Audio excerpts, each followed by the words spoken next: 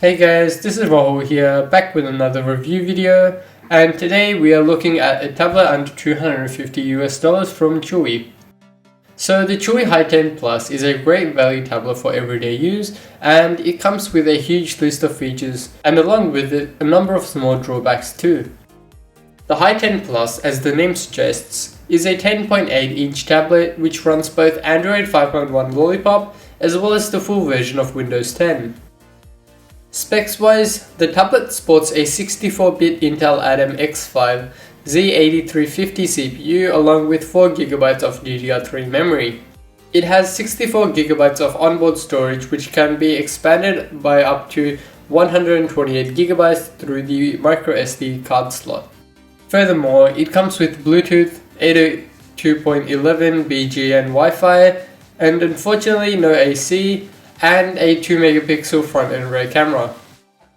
Inside the box, you get the tablet itself along with a Type-C cable for charging, a European 3A wall adapter, some documentation, and a pre-applied screen protector, which is a nice addition. Looking at the box, it may look like there was absolutely no padding. However, don't be fooled, as Chuwi neatly stuffed some soft foam under the lid of the box. The keyboard case comes in a similar style box, however contains no other documentation or other things.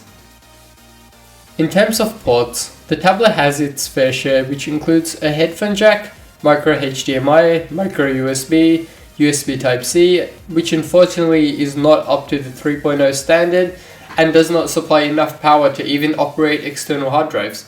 And it also has a micro SD card slot, and lastly we have a speaker at the bottom of the left side of the device. Moving over to the right side, we have a different story. It's kinda lacking, apart from the speaker at the very bottom of course. The bottom has a 5-pin magnetic strip which allows it to connect to the keyboard case, which is sold separately or can be purchased as a bundle. The top has your power button and volume rocker.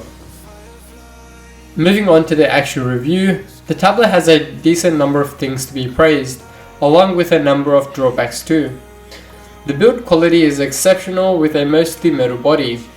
It feels sturdy in the hand and has no flex to it. The metal on the back helps to keep the tablet cool when it starts to heat up. The screen comes in at a resolution of 1920 by 1280, which although isn't as good as a Surface, it is definitely crisp and clear, even for watching movies if you don't mind the 3:2 aspect ratio. Although the display gets really bright, the glare is something I don't particularly like, as it can get annoying at times. And a minor complaint is that at 0% brightness, it doesn't get as dim as I would have liked. The tablet's 8400 mAh battery lasts for about 6 to 8 hours when working with basic tasks. When first using the tablet, the battery life was horrible and barely lasted 2 to 3 hours, but over time, the battery got much better and now it lasts almost 2 days with light use. The included wall adapter and the included Type-C pushes out 3 amps at 5 volts to charge the tablet fairly quickly, although it can take some time. One of the most surprising things about the tablet is that it can run the full version of Adobe Photoshop Cs6 without a hiccup and works almost flawlessly. It may take a bit longer to save files, especially if you are working at extremely high resolutions like me, but at a standard resolution and DPI, it should run like a boss. The keyboard case that you can either buy bundled with the tablet or buy separately for an extra $30 actually provides for an amazing typing experience.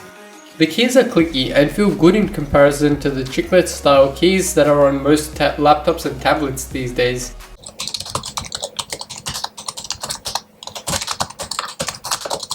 My biggest complaint about the keyboard is the awful trackpad.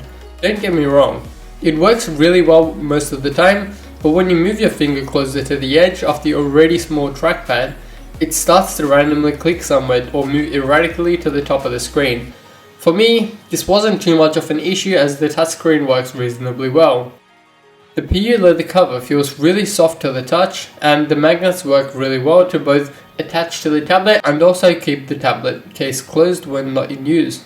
The PU leather, although it looks really good, is in fact a lint and dirt magnet, with white lint getting stuck to the soft black case. Focusing back on the tablet, The speakers sound really tinny and aren't the best.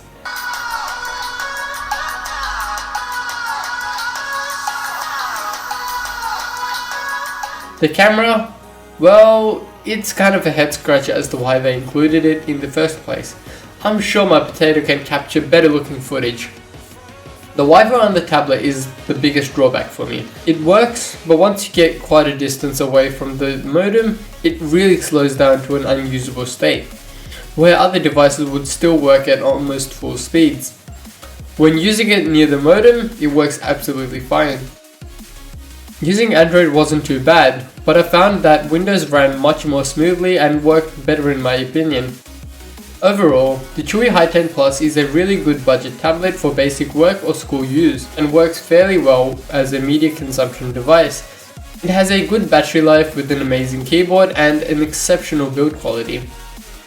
I would recommend this to students or people who have a lot of work to do on the internet or need to use work-related programs such as the Microsoft Office suite, check their emails or browse the web.